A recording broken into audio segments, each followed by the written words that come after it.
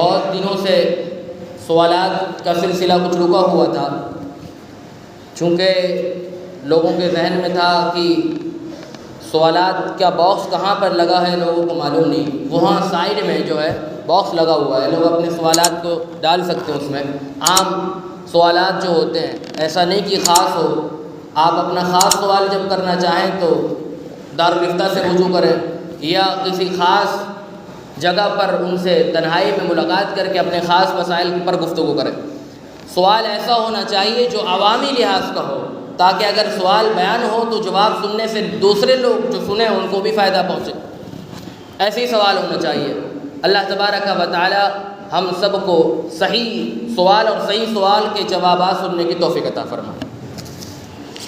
سوال آج کا پہلا یہ ہے کہ آثار مبارکہ کی حقیقت کیا ہے؟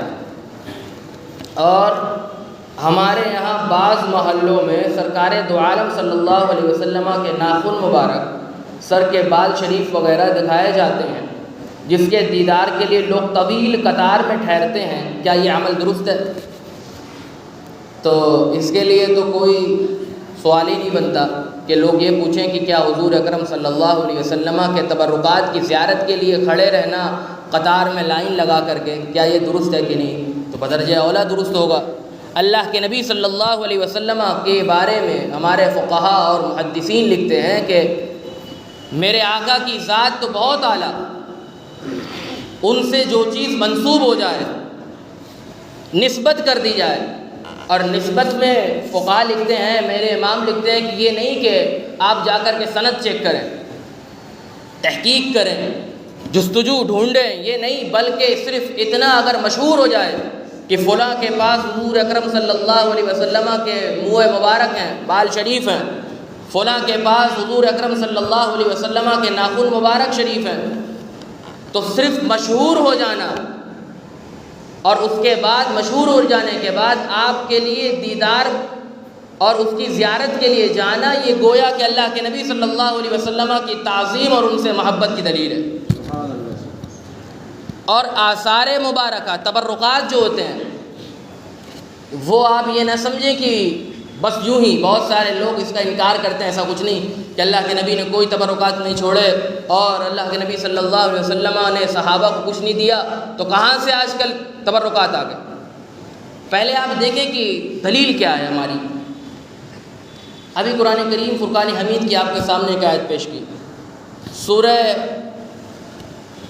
آل عمران میں 4ویں پارے کے شروع میں رب تبارک و تعالی کا ارشاد ہے، ان اول بیت وضع للناس للذی ببکۃ مبارکا وہدی للعالمین۔ اس کا مطلب یہ ہے کہ میرا رب فرماتا ہے کہ بے شک سب سے پہلا گھر، اول بیت، بیت مانے گھر، سب سے پہلا گھر اگر کوئی ہے، للناس، لوگوں کے لیے جو بنایا گیا، ببکۃ مبارکا وہدی للعالمین۔ ببکہ، بکہ اصل میں مکہ کا لفظ ہے، تو اللہ نے کہا کہ سب سے پہلا گھر برکت والا جو مسلمانوں کے لیے بنایا گیا وہ مکہ شریف ہے۔ مبارکا وہدی للعالمین، مبارک بھی ہے اور لوگوں کے لیے نہیں بلکہ پورے عالم کے لیے ہدایت ہے۔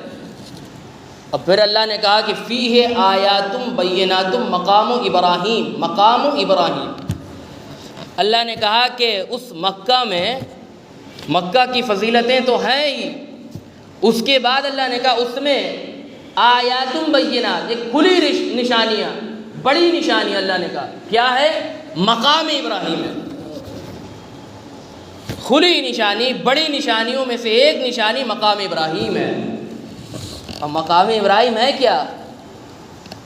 جو لوگ حج و عمرہ کر چکے ہیں وہ جانتے ہیں مقام ابراہیم کیا ہے۔ اللہ کے نبی حضرت ابراہیم علیہ السلام کے پاؤں مبارک کا نشان جو ایک حجر نے، ایک پتھر نے اپنے اندر جذب کر لیا، وہ اللہ کی نشانیوں میں سے ایک نشانی بن گیا۔ اب اس میں برکت بھی آ گئی، اس کا زیارت، اور خود اللہ نے فرمایا کہ بڑی نشانیوں میں سے ایک نشانی ہے۔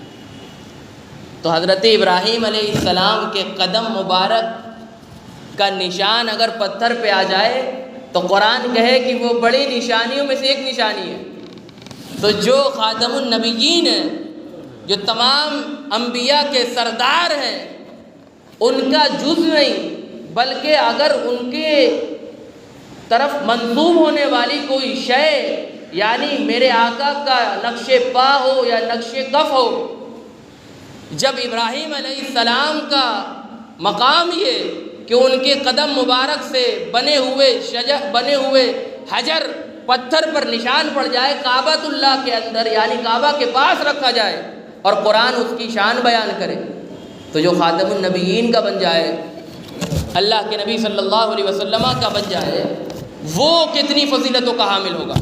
اور پھر دوسرے مقام پہ اللہ نے ان تبرکات کو بیان کرتے ہوئے کہا وقال لهم نبيهم ان آیۃ ملکہ ان یأتیکم التابوت فیہ سکینہ من ربکم وبقیۃ مما ترک آل موسیٰ وآل ہارون تحمل الملائکہ۔ تابوت سکینہ کا نام آپ نے سنا ہوگا، اور نہیں سنا تو آپ سن لیں۔ قرآن کریم فرقان حمید پر ابھی رہے، قرآن کی دلیل آپ لکھیں کہ اللہ نے تبرکات انبیاء کو کیا شان دی ہے، اور وہ انبیاء جو پہلے گزرے، ہمارے نبی کی تو شان تو سب سے اعلیٰ ہے، سب سے بے مثال ہے۔ تابوت سکینہ کے بارے میں قرآن کریم فرقان حمید میں مذکور ہے، سیقول دوسرے پارہ کے آخر صفحے میں، کہ بنی اسرائیل کے نبی نے کہا، حضرت شمویل علیہ السلام، شمویل طالوت کے بارے میں کہا، وقال لهم نبیہم، کہا کہ طالوت اور جالوت، طالوت چونکہ مسلمانوں کے بادشاہ ہونے والے تھے، اور جالوت وہ دشمن تھے، تو طالوت کے بارے میں شمویل علیہ السلام نے بشارت دی کہ جب طالوت کا ظہور ہوگا تو ان کے ساتھ تابوت سکینہ ہوگا، بنی اسرائیل سے کہا۔ اور وہ تابوت سکینہ کیا ہے؟ قرآن نے کہا کہ مما ترک آل موسیٰ و آل ہارون، اس میں موسیٰ علیہ السلام کے تبرکات ہیں، اس میں ہارون علیہ السلام کے تبرکات ہیں۔ تو حضرت موسیٰ علیہ السلام کے تبرکات اور حضرت ہارون علیہ السلام کے تبرکات جب جمع ہوئے تو وہ تابوت میں رکھے گئے، وہ تابوت سکینہ بنا دیا گیا۔ اور اس کی شان یہ مفسرین لکھتے ہیں کہ جس جنگ میں بنی اسرائیل لے جاتے اس کی فضیلت سے اللہ ان کو فتح نصیب فرماتا، اور یہاں تک کہ جس مقصد کے لیے بھی وہ اللہ سے تابوت سکینہ کے توسل سے دعا کرتے، اللہ ان کی دعا قبول فرما لیتا۔ اور جب ان سے تابوت سکینہ لے لیا گیا تو ان میں تباہی آ گئی اور ان میں بربادیاں آ گئی، ان کو شکست ہونے لگی۔ تو اب وہ تابوت سکینہ میں ہے کیا؟ آل موسیٰ و آل ہارون، موسیٰ علیہ السلام کا تبرکات ہے، ہارون علیہ السلام کا تبرکات ہے۔ موسیٰ علیہ السلام کا کیا تبرکات ہے؟ موسیٰ علیہ السلام کو اللہ نے ایک عصا دیا تھا۔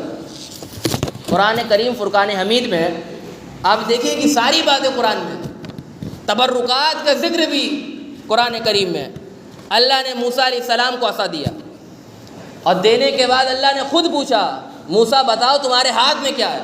وما تلک بیمینک یا موسیٰ، کیا اللہ کو پتہ نہیں کہ موسیٰ کے ہاتھ میں کیا ہے؟ تو موسیٰ علیہ السلام سے جب پوچھا اللہ نے کہ تمہارے دائیں ہاتھ میں کیا ہے، تو انہوں نے یہ نہیں کہا کہ اللہ عصا ہے، کہا قال ہی عصای، سورہ طٰہٰ کی آیت، اللہ نے کہا قال، موسیٰ علیہ السلام نے کہا قال ہی عصای، یا اللہ یہ عصا ہے لیکن میرا عصا ہے۔ یہاں لوگ ترجمہ کرتے ہیں، کہتے ہیں صرف عصا کا کرتے ہیں، لیکن موسیٰ علیہ السلام صرف عصا نہیں کہا، عصا یا کہا، یا اللہ یہ عصا تو ہے لیکن میرا عصا ہے۔ اچھا اللہ نے کہا کہ عصا ہے تو کیا کرتا ہے یہ عصا؟ تو موسیٰ علیہ السلام نے کہا کہ اتوکأ علیہ، قرآن کی آیت اتوکأ علیہ، کہا کہ میں اس پر ٹیک لگاتا ہوں، اس سے کام جو لیتا ہوں عصا سے میں وہ ٹیک لگاتا ہوں، اور وأحش بها علی غنمی، میں اپنی بکریوں کو چرانے کے لیے پتہ جھاڑتا ہوں اس سے، کہا یہ کام کرتا ہے۔ ولی فیہا معارب اخری، اور میں اس سے دوسرے بھی کام کرتا ہوں عصا سے۔ اور دوسرے مقام پہ یہی عصا کیا شان ہے اس کی، جب قوم نے موسیٰ علیہ السلام سے کہا وَإِذِ اسْتَسْقَىٰ مُوسَىٰ لِقَوْمِهِ فَقُلْ نَضْرِبْ بِعَصَاكَ الْحَجَرَ فَانْفَجَرَتْ مِنْهُ اثْنَتَا عَشْرَةَ عَيْنًا، جب موسیٰ علیہ السلام کی قوم نے کہا بہت پیاس لگی ہے، ہم پیاس کی شدت میں تڑپ رہے ہیں، تو موسیٰ علیہ السلام نے اسی عصا سے ایک پتھر پہ مارا، 12 چشمے پھوٹے، 12 ندیاں بہہ گئی۔ وہ عصا موسیٰ علیہ السلام کا عصا، اس کی شان یہ اللہ نے کہا کہ موسیٰ وہ عصا کو ڈال دو، فالقا، ڈال دو عصا کو زمین پر. تو جیسے ہی ڈالا وہ سانپ بن گیا، اژدہا بن گیا. اب وہ عصا موسیٰ علیہ السلام کا عصا تابوت سکینہ میں رکھا جائے تو وہ مبارک بن جائے. اس کے آثار اتنے ہیں، جس جنگ میں جائے اس جنگ میں بنی اسرائیل کو فضیلتیں اتنی ملے کہ ان کو فتح یاب ہو کر کے لوٹے وہ. حالانکہ موسیٰ علیہ السلام کا وہ عصا ان کے بدن کا حصہ نہیں تھا. موسیٰ علیہ السلام کا عصا وہ جزو بدن نہیں، بدن کا حصہ نہیں، ان کے ہاتھ سے مس ہونے والی ایک لکڑی اور وہ عصا. تو جب موسیٰ علیہ السلام کے ہاتھ سے مس ہونے والی شے اتنی فضیلتیں، تو انبیاء کرام کے سردار میرے آقا نبی کریم صلی اللہ علیہ وسلم کے جسم مبارک کا حصہ کون سا؟ منہ مبارک، بال شریف، ناخن شریف. اب آپ سوچیں کتنی فضیلتوں کے حامل ہوں گے وہ. جن کے پاس ہوں گے ان کی تو معراج ہو گئی. اب پھر یہ کوئی کہے کہ اللہ کے نبی نے کسی کو تبرکات دیے نہیں، بہت بڑا جھوٹا ہے وہ. اب آپ دیکھیں ایک حدیث ہے، بخاری میں بھی ہے، مسلم شریف میں بھی ہے. بس اپنی گفتگو کو ختم پہ لاتا ہوں کہ میرے آقا نے فرمایا ان النبی صلی اللہ علیہ وسلم دعا بالحلاق، نائی کو بلایا میرے آقا نے بال ترشوانے کے لیے، اور ترشوایا. اس کے بعد شقہ الایمن فحلقہ ثم دعا ابا طلحہ الانصاری، حضور اکرم نے ابو طلحہ انصاری کو بلایا. پھر اپنے ایک طرف کے بال کو جب منڈا لیا، اس کے بعد ابو طلحہ انصاری کو بلایا، کہا کہ یہ سارے بال لے لو. پھر اس کے بعد بائیں شریف کا بال، طرف کا بال منڈایا. پھر کہا کہ بائیں شریف کا بھی بال پورا لے لو. اور لینے کے بعد میرے آقا نے فرمایا ابو طلحہ انصاری سے، فقال اقسموا بین الناس، کہا کہ جاؤ اور تمام لوگوں میں اس کو تقسیم کر دو، تبرکات یہی ہے. اب سوچو کہ میرے آقا کے بال شریف کتنے ہوئے ہوں گے. جب ابو طلحہ انصاری لے کر نکلے، کس کو بانٹا ہوگا، کہاں تک بانٹا ہوگا. تو وہی صحابہ سے جو تک پہنچا، اس کے بعد آج لوگوں کے پاس جو موجود ہے وہی ہے. اب پھر آپ دیکھیں، یہ تو میرے آقا کے جسم کا ایک حصہ ہے، لیکن میرے آقا کے پیرہن اور میرے آقا کے ہاتھ سے مس ہونے والی چیزیں، ان کی کیا فضیلت ہے. حضرت اسماء بنت ابی بکر، حضرت عائشہ صدیقہ کی بہن ہے، بڑی بہن ہے اسماء. وہ کہتی ہیں کہ اللہ کے نبی صلی اللہ علیہ وسلم کہ میرے پاس ایک جبہ تھا، جبہ شریف، اور وہ جبہ کیا تھا، وہ میں رکھتی تھی اور کسی کو دیتی نہیں تھی. حضرت عائشہ سے مجھے تبرک ملا تھا وہ. اور وہ کیا کرتی، جب ہمارے یہاں کوئی بیمار ہو جاتا، ہمارے یہاں کوئی مریض ہو جاتا، جب بیمار ہوتا، جب کوئی مریض ہوتا، حضرت اسماء کہتی ہیں وَنَحْنُ نَغْسِلُهَا لِلْمَرْضَى نَسْتَشْفِي بِهَا، کہا کہ جب کوئی بیمار ہوتا، جب کوئی بیمار ہوتا، ہم جبہ شریف کو دھوتے، اس سے جو غسالہ نکلتا، دھون نکلتا، ہم مریض کو پلاتے، مریض شفا یاب ہو جاتا. یہ تبرکات اللہ کے نبی صلی اللہ علیہ وسلم کے نکلے. اور یہ دیکھیں کہ میرے آقا کے جبہ شریف، بدن سے مس ہونے والی ایک کپڑا، تو اس کی یہ شان. اگر تبرکات کے لیے آپ لائن لگائیں اور زیارت کرنے کے لیے جائیں تو اس سے بڑی فضیلت کی کیا بات ہوگی کہ اللہ کے نبی صلی اللہ علیہ وسلم کے جسم کا ایک حصہ کی آپ نے زیارت کر لی. تو لہٰذا یہ سوال کہ آثار مبارکہ کی کیا حقیقت تو قرآن میں موجود ہے. ہمارے یہاں بعض محلوں میں سرکار دو عالم کے ناخن شریف، سر کے بال شریف وغیرہ دکھائے جاتے ہیں، بہت اچھا ہے، زیارت کرنے چاہیے. جس کے دیدار کے لیے لوگ طویل قطار میں ٹھہرے رہتے ہیں، تو طویل قطار میں آپ ٹھہرے رہیں، مشقتیں اٹھائیں، اس کے بعد آپ زیارت کریں. اللہ کے نبی صلی اللہ علیہ وسلم کے جسم کا ایک حصے کی زیارت کر لیا، گویا کہ آپ نے اللہ کے نبی کی تعظیم کر لی.